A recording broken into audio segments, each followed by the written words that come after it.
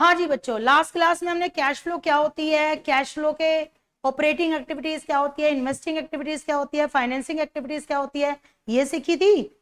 अब हम cash flow का क्या सीखेंगे, फॉर्मेट। आप अगर टीचर के पास जाओगे ना तो वो आपको एक फॉर्मेट बना के देंगे, कहेंगे रट लो इस फॉर्मेट को। पर मैं आपको रटवाऊंगी नहीं, वो फॉर्मेट के पीछे लॉजिक और रीजन सिखाऊंगी कि वो फॉर्मेट ऐसा है तो क्यों है, समझे। वैसे तो कंपनी की जो बैलेंस शीट होती है ना, उसमें लायबिलिटीज ऊपर होती है, एज यू नो ना। लायबिलिटीज ऊपर होती हैं और एसेट नीचे होती है ना। जिसको आप चार पार्ट में डिवाइड करते हो, share holder fund, non current liability, current liability, उस तरीके से आप डिवाइड करते हो, समझे। या फिर नॉन करंट एसेट और करंट एसेट। और जो पीएनएल होता है वो भी ऐसे ही होता है, रिवेन्यू ऊपर होता है और खर्चे नीचे होते हैं। फिर रिवेन्यू में से खर्चे क्या कर देते हैं, माइनस। पर थोड़ी देर के लिए ना मैं कंपनी का आपको trading and profit and loss account बना के दिखा रही हूं कि अगर company trading and profit and loss account बनाती तो कंपनी का trading and profit and loss account कैसा होता, समझे। और फिर उसको कैश फ्लो से लाके क्या करूंगी, लिंक करूंगी, ताकि आपको फॉर्मूले के पीछे क्या समझ में आए, लॉजिक और रीजन समझ में आए। समझे या नहीं समझे। मैं क्या कह रही हूं बच्चों, मैं आपको trading and profit and loss account बना के दिखाऊंगी कंपनी का। हालांकि कंपनी ट्रेडिंग पीएनएल बनाती नहीं है, पर फिर भी सिखाऊंगी। और उसको फिर कैश फ्लो से जाके क्या करेंगे, लिंक, ताकि आपको फॉर्मूला रटना ना पड़े, फॉर्मेट रटना ना पड़े, आपको समझ में आए कि वो फॉर्मेट ऐसा है तो क्यों है। समझ गए या नहीं समझ गए। देखिए, अगर कंपनी अपना ट्रेडिंग एंड पीएनएल बनाती होती तो कंपनी का ट्रेडिंग एंड पीएनएल कैसा होता, जरा सोच के देखो कैसा होता। हाँ जी, करें, बनाए ट्रेडिंग एंड पीएनएल कंपनी का। ये हमारा कंपनी का ट्रेडिंग पीएनएल का क्या होता, फॉर्मेट होता। फॉर्मेट होता, यस, ऐसा ही तो था। ट्रेडिंग पीएनएल का फॉर्मेट कोई अलग थोड़ी ना बनेगा, ऐसा ही तो बनेगा ट्रेडिंग पीएनएल का फॉर्मेट। पर्टिकुलर्स और क्या, अमाउंट, पर्टिकुलर्स एंड अमाउंट, है ना। सबसे पहले क्या आता है ट्रेडिंग पीएनएल में, ओपनिंग स्टॉक। सब निकम्मे सब भूल के आए हो 11th क्लास का, ग्रेजुएशन में जो भी कुछ पढ़ा है सब भूल जाते हैं बच्चे। सबसे पहले ओपनिंग स्टॉक आता, क्या आता, ओपनिंग स्टॉक। स्टॉक को आजकल क्या बोलने लग गए हम कंपनी में, इन्वेंट्री। कोई ज्यादा बड़ी बात नहीं है, इन्वेंट्री बोलने लग गए हैं। इसके बाद क्या आता बताओ, नेट परचेज। क्या आता, नेट परचेज। बोलो बात समझ में आ रही है। उसके बाद क्या आते, डायरेक्ट एक्सपेंसेस। डायरेक्ट एक्सपेंसेस आपको बता देती हूँ कौन कौन से होते हैं। फॉर एग्जाम्पल, डायरेक्ट एक्सपेंसेस में होता वेजेस, कैरेज, एटसेट्रा। ज्यादा नहीं लगवाती, क्योंकि मुझे प्रॉपर पीएनएल बनाना आपको नहीं सिखाना, मुझे तो उसको कैश फ्लो से क्या कराना है, लिंक कराना है। समझ में आ रही ना। यहां पर आती सेल्स। सेल्स को आप क्या बोलने लगे, revenue from operation. Revenue from operation का दूसरा नाम है net sale, sale minus sales return. समझ गए या नहीं समझ गए। और यहाँ पे आता क्लोजिंग स्टॉक। क्या आता, क्लोजिंग स्टॉक। बोलो ठीक है। और आप इसमें से ये वाली आइटम क्या कर देते, माइनस। तो जो निकल के आता वो क्या कहलाता, ग्रॉस प्रॉफिट। मानते हो या नहीं मानते हो, this is your gross profit. अब आप इस ग्रॉस प्रॉफिट को वापस यहां लेते हो, बाय ग्रॉस प्रॉफिट। मानते हो जी। अब ग्रॉस प्रॉफिट में हम लोग बहुत सारे खर्चे माइनस करते हैं। जैसे कौन कौन से खर्चे माइनस करते हैं, rent paid, salary, insurance, advertisement, etcetera. Advertisement, etcetera. Etcetera क्यों, क्योंकि खर्चे बहुत सारे होते हैं। अगेन मुझे उन सब खर्चों के बारे में आपको नहीं बताना, मुझे तो इसको कैश फ्लो से क्या कराना है, लिंक कराना। अननेसेसरी आपको बोर नहीं करूंगी, अननेसेसरी इतने बड़े खर्चों की लिस्ट बनवा के। जो मेरे काम के खर्चे हैं बस हम उन्हीं की बात करेंगे, समझे कि नहीं समझे। उसके बाद यहाँ डेबिट करेंगे हम इंटरेस्ट पेड। मानते हो कि नहीं, इंटरेस्ट पेड डेबिट करते हैं, राइट और रॉन्ग, क्योंकि इंटरेस्ट पेड भी हमारा क्या होता है, खर्चा। उसके बाद हम माइनस करेंगे डेप्रीशिएशन। आपको पता है डेप्रीशिएशन भी हमारा क्या होता है, खर्चा, एक्सपेंस होता है। उसके बाद हम माइनस करेंगे loss on sale of asset. Loss on sale of asset, ये भी हमारा क्या होता है बताओ, खर्चा होता है, loss on sale of asset. उसके बाद हम और क्या माइनस कर सकते हैं, तुम भी बताओ ना, कुछ और बताओ, कुछ नया बताओ। लॉस बाय फायर या लॉस बाय थेफ्ट, आग लगना और चोरी होना, ये भी हमारा क्या होता है, खर्चा। उसके बाद क्या माइनस करेंगे बताओ, और क्या माइनस करेंगे बताओ, डिविडेंड। यहाँ नहीं, पीएनएल में नहीं, आगे माइनस करते हैं डिविडेंड। है कमीशन पेड, चलो उसी में डाल देते हैं कमीशन, चलो कमीशन यही डाल दी मैंने, तुमने बोला मैंने डाल दी कमीशन, समझे, तुम्हारा दिल नहीं तोड़ना मुझे, राइट ना, जो तुम बोलोगे वो मैं लिख दूंगी। अच्छा और क्या हो सकता है बताओ, provision for tax, provision for tax, ये भी हमारा क्या हो गया बताओ, खर्चा है ना, प्रोविजन फॉर टैक्स। और क्या माइनस कर सकते हैं बताओ, प्रोविजन फॉर टैक्स के अलावा क्या माइनस कर सकते हैं बताओ, बोलो, वो ठीक है, बैड डेट हमने कर दिए, उसके बाद और क्या खर्चा हो सकता है बताओ, बोलो। अम, बस ऑलमोस्ट हो गया, कंपनी के लिहाज से खर्चा और डाल देते हैं, premium on redemption of share debenture, ये क्या भला है, 11th में तो हमने ये वाला खर्चा नहीं पढ़ा, देखो कंपनी का बना रहे हैं ना हम तो, किसका बना रहे हैं, कंपनी का imaginary trading and profit and loss account, share और डिवेंचर रिडीम होने हैं, क्या होने हैं, रिडीम मतलब 100 रुपए उनके वापस करने हैं, पर 100 की बजाय हम उनके कितने वापस कर रहे हैं, 10 रुपए ज्यादा वापस कर रहे हैं, 110 वापस कर रहे हैं, तो ये 10 रुपए जो कहलाते हैं ना, इसको हम बोलते हैं प्रीमियम ऑन रिडम्पशन, क्या बोलते हैं, प्रीमियम ऑन रिडम्पशन, 10 रुपए जो एक्स्ट्रा वापस करने हैं। देखो मैंने शेयर होल्डर को शेयर 100 रुपए में इशू किए, ये कह के भैया जब वापस करूंगी ना तुम्हारे तो कितने वापस करूंगी, 110 रुपए, अभी कितने में इशू किए बताओ, अभी कितने में इशू किए, 100 में, और वापस कितने में करूंगी, 110 में, तो 10 रुपए जो ज्यादा वापस करने हैं ना उसे कहते हैं premium on redemption of share and debenture, ये भी आपका खर्चा ही है, क्योंकि 10 रुपए आपको एक्स्ट्रा वापस करने हैं, 100 में 10 रुपए ज्यादा वापस करने हैं, तो ये आपका क्या हो गया बताओ,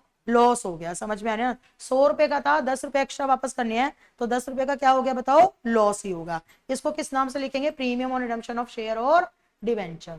अच्छा इनकम क्या क्या होती है बताओ, इनकम क्या क्या होती है बताओ, इंटरेस्ट रिसीव, इंटरेस्ट रिसीव आपकी क्या हो गई, इनकम, मानते हो कि नहीं मानते हो, डिविडेंड रिसीव, डिविडेंड रिसीव ना, आपने किसी कंपनी के शेयर खरीद रखे हैं, आपको क्या मिल रहा है, डिविडेंड, डिविडेंड रिसीव भी आपकी क्या हो गई, income.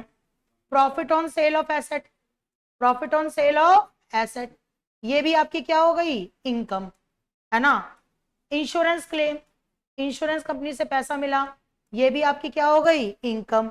Interest receive, interest receive भी आपकी क्या हो गई, इनकम, बोलो ठीक है। एक आधी और लिख लो, मन कर रहा है लिखने के लिए, कमीशन रिसीव, तो कमीशन रिसीव भी आपकी क्या हो गई बताओ, इनकम, बोलो बच्चों बात समझ में आई।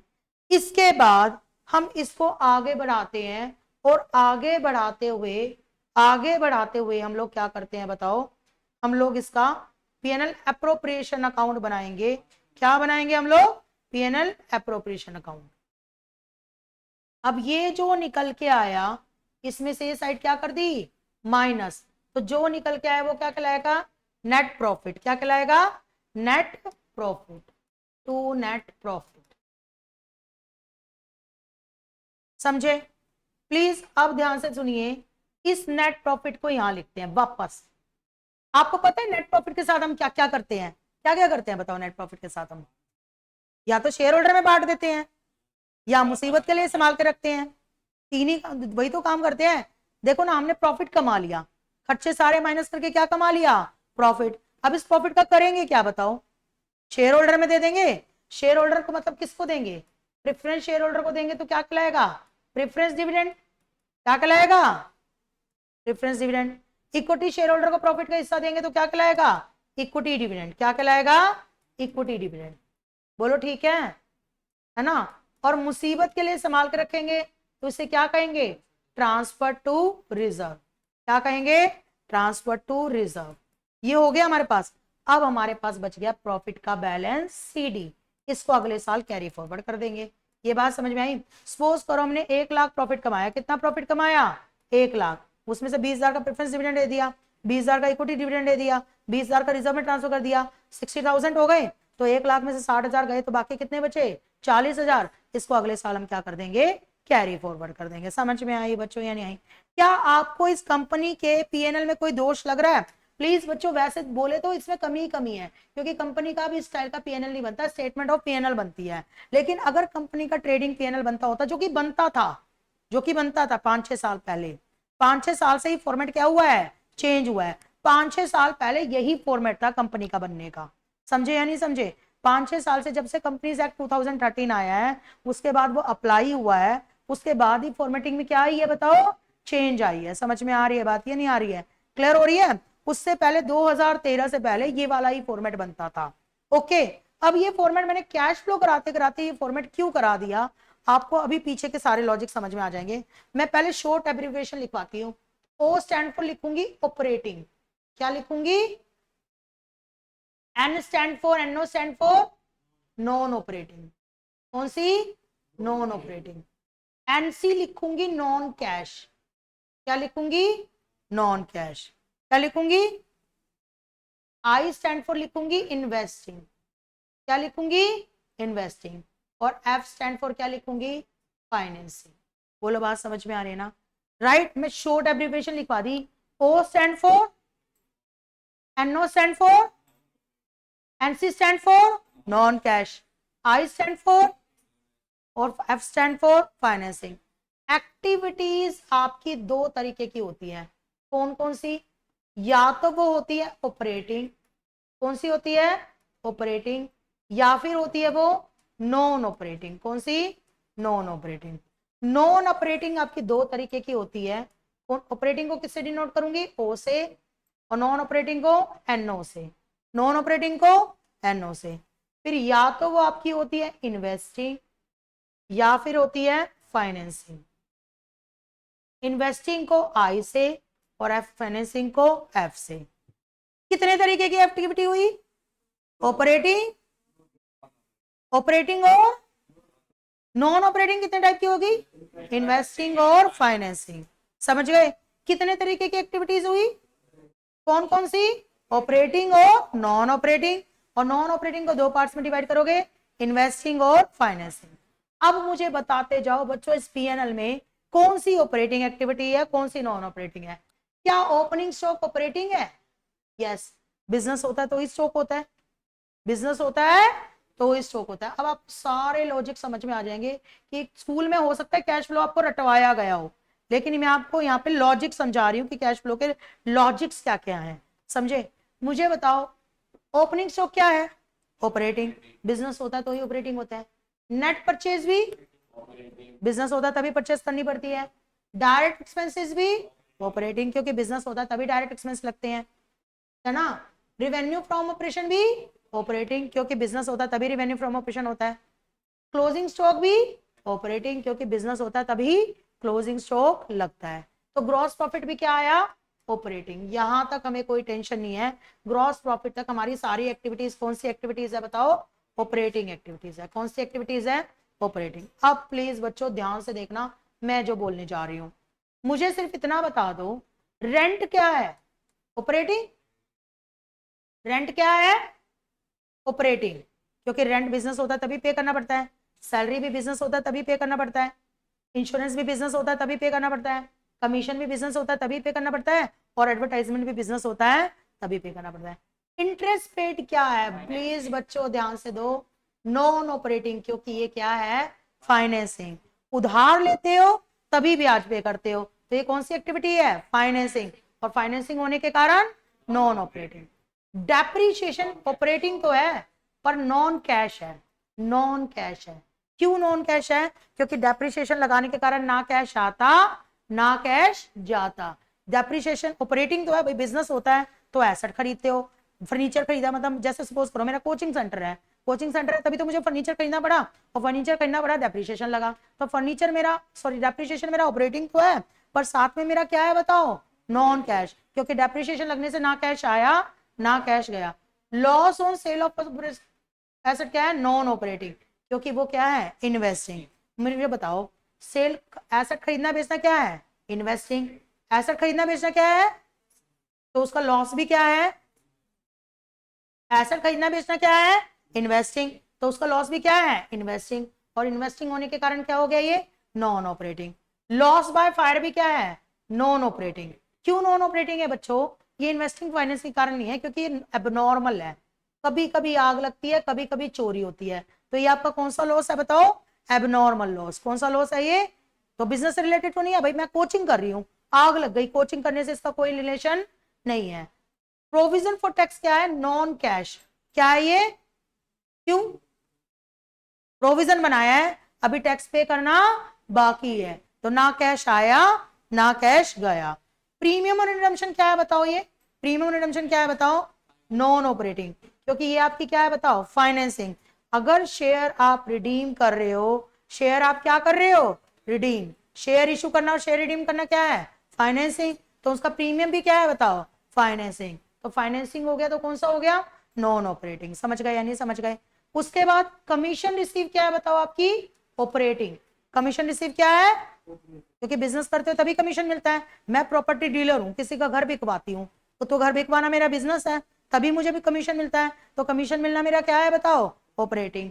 इंटरेस्ट मिलना क्या है मेरा? नॉन ऑपरेटिंग, क्योंकि ये क्या है? इन्वेस्टिंग। कहीं पर आपने इन्वेस्ट किया तभी आपको ब्याज मिल रहा है, कहीं पर आपको आपने को है ना, आपने क्या किया हुआ है? इन्वेस्ट, तभी आपको क्या मिल रहा है? इंटरेस्ट मिल रहा है। तो इंटरेस्ट मिलना आपका क्या हो गया बताओ? इन्वेस्टिंग। इंटरेस्ट मिलना क्या हो गया? इंटरेस्ट मिलना क्या हो गया? क्योंकि ये आपका क्या हो गया बताओ? Non operating. इन्वेस्टिंग है तो इसलिए नॉन ऑपरेटिंग है। डिविडेंड मिलना भी आपका नॉन ऑपरेटिंग है, क्योंकि आपने शेयरों में इन्वेस्ट किया है इसलिए आपको डिविडेंड मिला है। तो डिविडेंड मिलना आपका इन्वेस्टिंग है, और इन्वेस्टिंग होने के कारण क्या हो गया? Non operating. Profit on sale of asset भी नॉन ऑपरेटिंग है, क्योंकि आपका इन्वेस्टिंग है। सेल ऑफ एसेट इन्वेस्टिंग है, सेल ऑफ एसेट इन्वेस्टिंग है, तो इसका प्रॉफिट भी आपका क्या है? इन्वेस्टिंग है। इंश्योरेंस क्लेम एबनॉर्मल है। एबनॉर्मल क्यों है? क्योंकि देखो आग कभी कभी लगती है, तो इंश्योरेंस कंपनी से पैसा भी कभी कभी मिलता है, तो ये भी आपका क्या हो गया बताओ? Non operating. इंटरेस्ट रिसीव, दोबारा लिख दिया क्या मैंने इंटरेस्ट रिसीव? तो इंटरेस्ट रिसीव को बार बार लिखने की जरूरत नहीं है, लिख दिया मैंने इंटरेस्ट रिसीव, इसको बार बार एक्सप्लेन करने की जरूरत नहीं है। समझ गए? एक और लिखना था, हाँ, रेंट रिसीव। कौन सा बताओ? Rent receive. रेंट रिसीव भी आपका क्या बताओ? Non operating. Why non operating?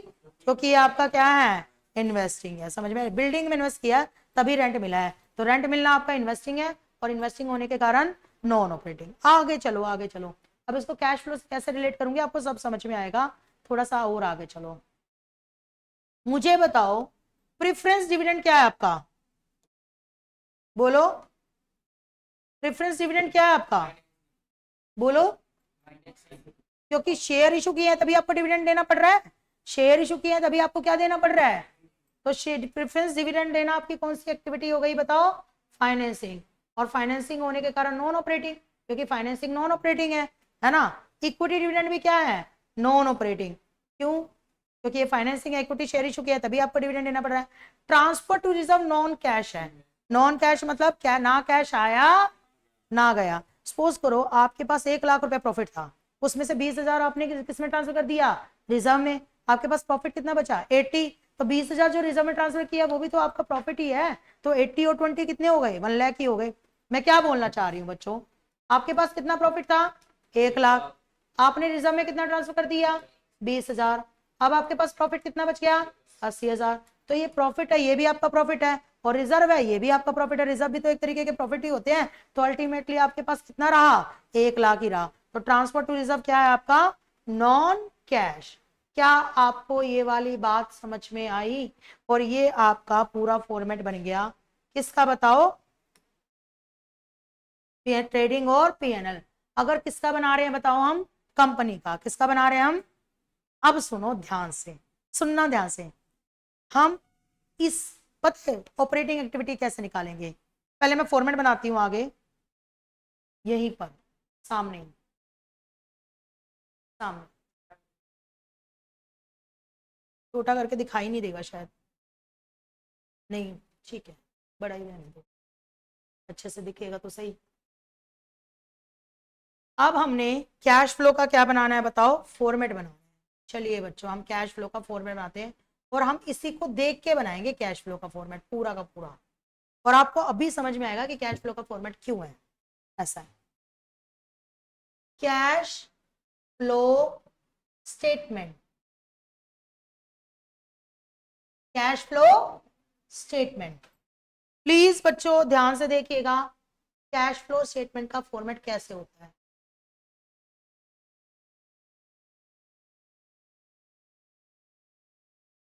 Okay, यहां पर लिखते हैं पर्टिकुलर, क्या लिखते हैं? यहां पर लिखते हैं डिटेल और यहां पर लिखते हैं फाइनल कैलकुलेशन अमाउंट। समझ गए? डिटेलिंग यहां पर करेंगे और फाइनल कैलकुलेशन आउटर कॉलम में लिखेंगे। प्लीज इधर देखो बच्चों, प्लीज इधर देखो। हमें सबसे पहले क्या निकालनी है? Cash from operating activities.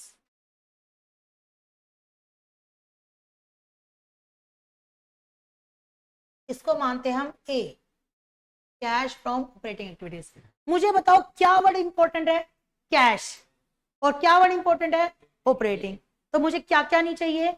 Non cash नहीं चाहिए और नॉन ऑपरेटिंग नहीं चाहिए। समझो प्लीज, क्या वर्ड इंपॉर्टेंट है? ऑपरेटिंग। वर्ड क्या है? कैश। कैश वर्ड बताता है, कैश वर्ड बताता है नॉन कैश से प्रॉब्लम है। नॉन कैश से क्या है? प्रॉब्लम है। बोलो ठीक है। और ऑपरेटिंग वर्ड बताता है, क्या बताता है ऑपरेटिंग वर्ड? ये बताता है, क्या बताता है बताओ? नॉन ऑपरेटिंग से प्रॉब्लम है। नॉन ऑपरेटिंग से प्रॉब्लम है। तो हमें किस किस से प्रॉब्लम है बताओ? नॉन कैश से और नॉन ऑपरेटिंग से। अब सुनो कैसे होगा, प्लीज ध्यान से सुनना, 2 मिनट में आपको क्लियर हो जाएगा। सबसे पहले लेंगे profit as per surplus. Ma'am ये क्या भला हो गई profit as per surplus? Actually मैं बताऊं, ये पहले वाला अकाउंट कौन सा है? ट्रेडिंग। दूसरे वाला पीएनएल। और तीसरे वाले को जो सबसे लास्ट वाला बनाया है ना मैंने, इसे कहते हैं सरप्लस अकाउंट। कौन सा अकाउंट? तो इसका प्रॉफिट लेंगे, इसका प्रॉफिट लेंगे। अब इसमें निकालते हैं, कुछ तो ऑपरेटिंग खर्चे माइनस हो रहे हैं और कुछ नॉन ऑपरेटिंग। प्लीज ध्यान से सुनना बच्चों, मैं क्या कह रही हूं, 2 मिनट में आपको सब समझ में आ जाएगा। ऑपरेटिंग माइनस हो रहे हैं और नॉन ऑपरेटिंग। ऑपरेटिंग को मैंने किससे लिख रखा है? व्हाइट वाले मार्कर से। और नॉन ऑपरेटिंग को किससे लिख रखा है? ब्लू वाले से। हमें क्या करना है? व्हाइट वाले जो माइनस हो रखे हैं सही माइनस हो रखे हैं, जो ब्लू वाले माइनस हो रखे हैं ना उनको वापस क्या कर देना है? ऐड कर देना है, क्योंकि वो क्या है? नॉन ऑपरेटिंग है। समझ गए या नहीं समझ गए? यहां पर व्हाइट वाले ऐड हो रखे हैं और ब्लू वाले ऐड हो रखे हैं। जो व्हाइट वाले ऐड हो रखे हैं वो तो सही ऐड हो रखे हैं, और जो ब्लू वाले ऐड हो रखे हैं उन्हें क्या करना है? माइनस। ये माइनस हो रखे हैं तो इनको क्या करना है? ऐड। और जो ऐड हो रखे हैं इनको क्या करना है? माइनस। देखो डेबिट साइड वाले क्या हो रखे हैं बताओ? माइनस। डेबिट साइड वाले क्या हो रखे हैं? हमें उनको ऐड कर देना है। और क्रेडिट साइड वाले क्या करने हैं? क्या हो रखे हैं? ऐड। तो हमने क्या करना है? डेबिट साइड वाले माइनस हो रखे हैं तो हमें इनको क्या करना है? ऐड। और क्रेडिट साइड वाले ऐड हो रखे हैं तो हमें इन्हें क्या करना है? माइनस। हमारी ऑपरेटिंग आ जाएगी। सिंपल, कोई फॉर्मेट याद करने की जरूरत नहीं है। समझे कि नहीं समझे? अब कैसे कैसे करना है देखो बच्चों, करने का तरीका तो एक बार सिखाना पड़ेगा ना मुझे। तो प्रॉफिट एज पर सरप्लस ले लिया, ले लिया ना। अब बताओ क्या क्या माइनस हो रखा है? नीचे से चलना शुरू करना है, ऊपर से नहीं नीचे से। सबसे पहले क्या है बताओ? Transfer to reserve. फिर क्या है? फिर क्या है? ये सारे ब्लू वाले हैं ना, ये ऐड हो जाएंगे। समझे? तो क्या क्या ऐड करेंगे बताओ? क्या क्या ऐड करेंगे देखो, सबसे पहले क्या ऐड करेंगे बताओ? ट्रांसफर टू रिजर्व ब्लू वाला था, ऐड कर दिया। इक्विटी डिविडेंड ब्लू वाला था, ऐड कर दिया। और प्रेफरेंस डिविडेंड ब्लू वाला था, ऐड कर दिया। बोलो ठीक है? बोलो बात समझ में नहीं? और बताओ क्या ऐड करेंगे? और क्या ऐड करेंगे? प्रोविजन फॉर टैक्स, ये भी ब्लू वाला है, इसको छोड़ो, इसको भी करेंगे, अभी रुक जाओ, इसको भी ऐड करेंगे। फॉर्मेटिंग में करना है ऐड। प्रोविजन फॉर टैक्स और लॉस बाय फायर, यानी कि एबनॉर्मल लॉस। तो और क्या ऐड करना है बताओ? प्रोविजन फॉर टैक्स, ये भी ब्लू वाला है। और क्या ऐड करना है बताओ? एबनॉर्मल लॉस, यानी कि loss by fire, loss by fire. अच्छा यहां ऐड हो रखा है तो इसमें से क्या करने हैं बताओ? ये वाले माइनस। अभी फिलहाल इंश्योरेंस क्लेम माइनस करेंगे, और भी करेंगे, और भी करेंगे, लेकिन फॉर्मेट में करेंगे। अभी फिलहाल क्या माइनस करेंगे? Insurance claim. तो इंश्योरेंस क्लेम यहां से क्या कर दिया बताओ? माइनस। अभी मैंने सिर्फ 6 आइटम उठाए हैं, समझे या नहीं समझे? और ये निकल के आता है, इस टर्म का नाम होता है profit before tax and extra ordinary item. Extra ordinary item, इसको कैलकुलेट करके आउटर कॉलम में लिख लेना है। कई टीचर इसको वर्किंग नोट में कराते हैं, वर्किंग नोट में निकलवाते हैं, और मैंने इसको किस में करवा दिया, फॉर्मेट में ही करवा दिया। और फॉर्मेट में आप कर सकते हो, बिल्कुल कोई प्रॉब्लम नहीं है, क्योंकि वर्किंग नोट नाम की रियल लाइफ में तो कोई चीज ही नहीं होती। क्या कंपनियां बोलती है कि हमारे वर्किंग नोट है, समझ रहे हो या नहीं समझ रहे हो? तो मैंने इसको फॉर्मेट में करा दिया, कोई दिक्कत नहीं है। आप चाहो तो इस चीज को वर्किंग नोट में करके ये कैलकुलेशन करके यहाँ ला के रख दो, या फिर इसको फॉर्मेट में कर दो, कोई दिक्कत नहीं है। बताओ मैंने किस किस को ऐड किया, बताओ मैंने किस किस को ऐड किया? जो ब्लू वाले माइनस हो रखे हैं ना, उन्हें ऐड किया। किस किस को ऐड किया बताओ? पहला ट्रांसफर टू रिजर्व, क्यों ऐड किया बताओ? Transfer to reserve non cash है। इक्विटी डिविडेंड क्यों ऐड किया? नॉन ऑपरेटिंग है। प्रेफरेंस डिविडेंड क्यों ऐड किया? नॉन ऑपरेटिंग है। प्रोविजन फॉर टैक्स क्यों ऐड किया? नॉन कैश है। और लॉस बाय फायर क्यों ऐड किया? नॉन ऑपरेटिंग है। समझ गए या नहीं समझ गए? और यहां से इंश्योरेंस क्लेम क्या कर दिया? माइनस। क्यों माइनस कर दिया इंश्योरेंस क्लेम बताओ? क्योंकि क्या है बताओ? ये ऐड हो रखा है और ये नॉन ऑपरेटिंग है। अब बाकियों को भी करना है, ऐसा नहीं है कि बाकियों को छोड़ देंगे, तो बाकियों को करो। बाकियों को करने से पहले आप लिखोगे add non operating and non cash expenditure, non cash expenditure. अब बताओ बाकी कौन कौन से बच गए? भाई प्लीज बातें मत करो। नॉन कैश एक्सपेंडिचर, टीचर बहुत तोड़ तोड़ के पढ़ाते हैं इस कैश फ्लो को, और मैं पूरा फॉर्मेट तुम्हें एक साथ रटवा रही हूं, और वो भी हेल्प हो जाएगी। देखो please, non operating and non cash expenditure बाकियों को भी करेंगे। बताओ कितना करेंगे बाकियों को? बताओ बाकी कौन कौन से बच गए बताओ? यहां पर क्या बच गया बताओ? Premium on redemption of share debenture, तो चलो उसको ऐड करो।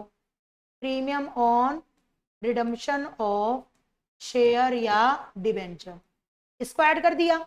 और क्या बच गया बाकी बताओ? Loss on sale of asset, उसको ऐड कर दिया। Loss on sale of asset, बस एडिंग डाल के ऐड किया, है ना? और क्या बच गया बताओ?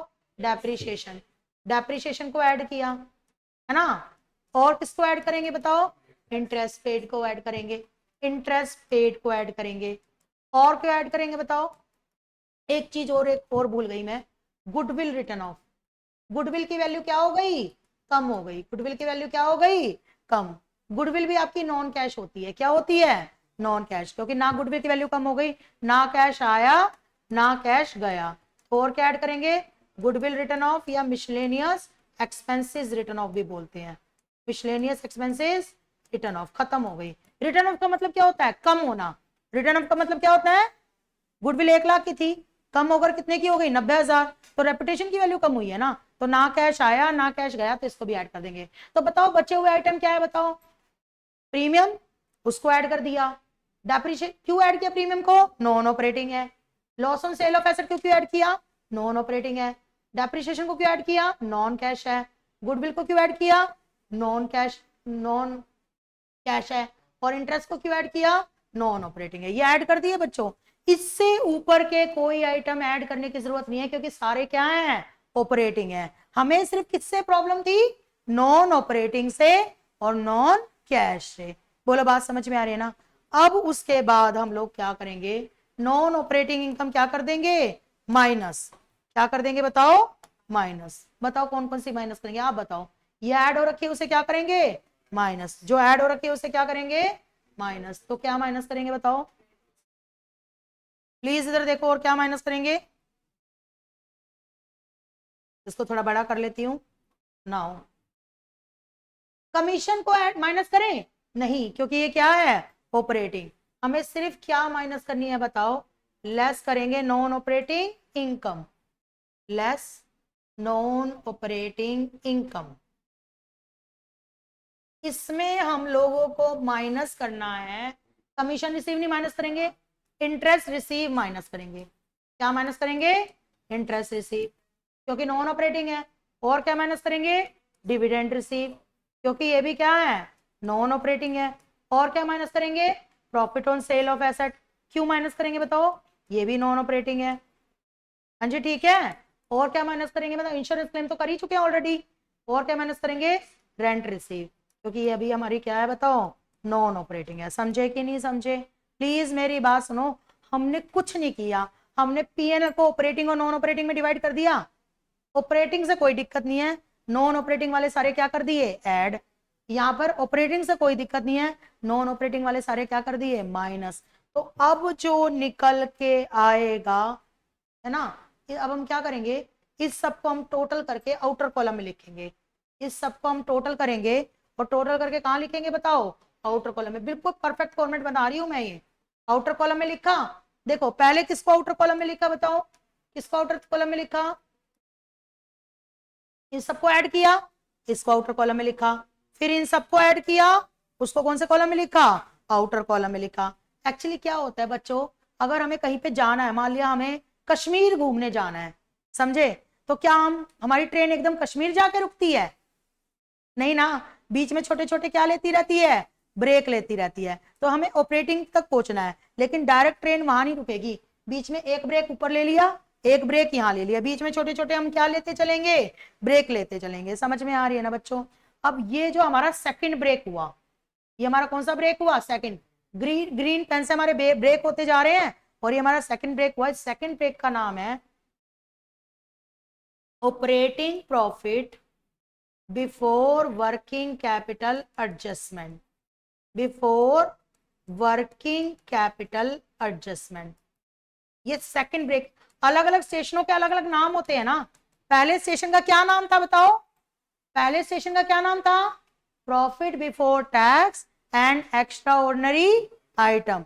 और दूसरे स्टेशन का क्या नाम है बताओ, operating profit before working capital adjustment. अब हमें अपनी जर्नी आगे ले जानी है, पूरा एक साथ फॉर्मेट बनाऊंगी मैं, बट प्लीज बच्चों पूरा एक साथ। अब हमें अपनी जर्नी क्या करनी है बताओ, आगे ले जानी है। आगे क्या करेंगे बताओ, एडजस्टमेंट कर देंगे प्लीज, इधर देखो, एडजस्टमेंट फॉर वर्किंग कैपिटल। किसकी एडजस्टमेंट करेंगे, वर्किंग कैपिटल की। प्लीज बच्चों ध्यान से सुनो, वर्किंग कैपिटल का फॉर्मूला याद है रेशो में, क्या था, current assets minus current liability. बस इसी की एडजस्टमेंट करनी है, करंट एसेट और करंट लायबिलिटी की। इसमें कुछ चीजें ऐड करनी है और कुछ चीजें क्या करनी है, माइनस। प्लीज बच्चों मुझे ये बता दो, करंट एसेट बढ़ती है तो प्लस करेंगे कि माइनस, वाई माइनस। एसेट बढ़ेगी तो एसेट खरीदी है, खरीदी है तो पैसा गया है, गया है तो उसे क्या कर देंगे, माइनस। तो करंट एसेट का डिक्रीज क्या करेंगे, माइनस। मैं इसको पूरा अच्छे से लिख देना, करंट एसेट का इंक्रीज क्या करेंगे, minus. Increase in current asset, बता सकते क्यों माइनस करेंगे increase in current asset, asset बढ़ी, एसेट इंक्रीज है तो इसका मतलब वो परचेज की है, परचेज की है तो इसका मतलब कैश गया है, गया है तो क्या करेंगे, माइनस। बोलो ठीक है। और अगर डिक्रीज इन करंट एसेट है तो उसे क्या करेंगे, ऐड। क्यों, एसेट क्या हो गई बताओ, डिक्रीज, एसेट क्या हो गई, डिक्रीज। डिक्रीज तो मतलब एसेट सोल्ड हुई है, सोल्ड हुई है तो मतलब कैश आया है, कैश आया है। समझे कि नहीं समझे प्लीज। अगर करंट लायबिलिटी बढ़ी है तो उसे क्या करेंगे, add. Increase in current liability, current liability बढ़ी है तो उसे क्या करेंगे, ऐड।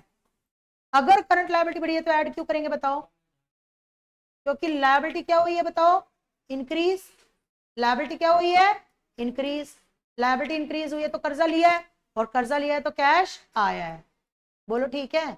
और अगर करंट लायबिलिटी डिक्रीज हुई है तो उसे क्या करेंगे, माइनस। क्यों माइनस करेंगे कि करंट लायबिलिटी का डिक्रीज, बताओ करंट लायबिलिटी का डिक्रीज क्यों माइनस करेंगे, कर्जा चुकाया है तो कैश गया है, तो decrease in current liability.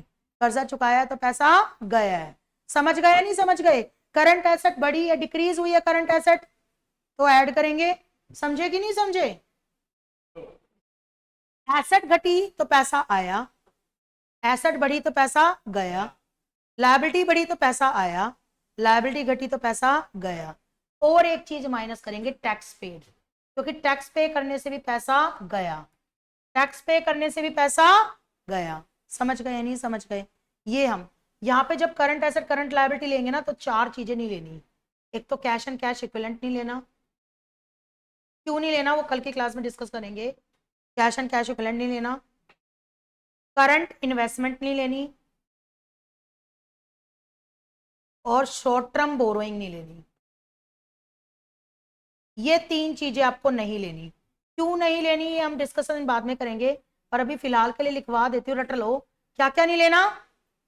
Cash and cash equivalent current asset होती है पर नहीं लेनी, करंट इन्वेस्टमेंट करंट एसेट होती है पर नहीं लेनी, short term borrowing current liability होती है पर नहीं लेनी, ये तीन चीजें नहीं लेनी। इनको एडजस्ट करने के बाद जो फाइनल आंसर आता है उसे हम क्या कहते हैं? Cash from operating activities. और ये हमारा ऑपरेटिंग एक्टिविटीज का फॉर्मेट क्या हो गया? कंप्लीट हो गया। समझ गए या नहीं समझ गए? क्या आपको लॉजिक और रीजंस के साथ ये फॉर्मेट समझ में आया? और अगर नहीं आया हो तो रिकॉर्डिंग तो आपके साथ अवेलेबल है ही, आप इसको एक बार 1.5 की स्पीड पे करके या 2 की स्पीड पे करके दोबारा देख लेना। जरूरी नहीं है कि ये 1 की स्पीड पे देखी जाए, फटाफट की स्पीड पे करके आपको दोबारा रिवाइज हो जाएगा। Thank you so much. कल की क्लास में करेंगे इन्वेस्टिंग और फाइनेंसिंग एक्टिविटीज। बाय।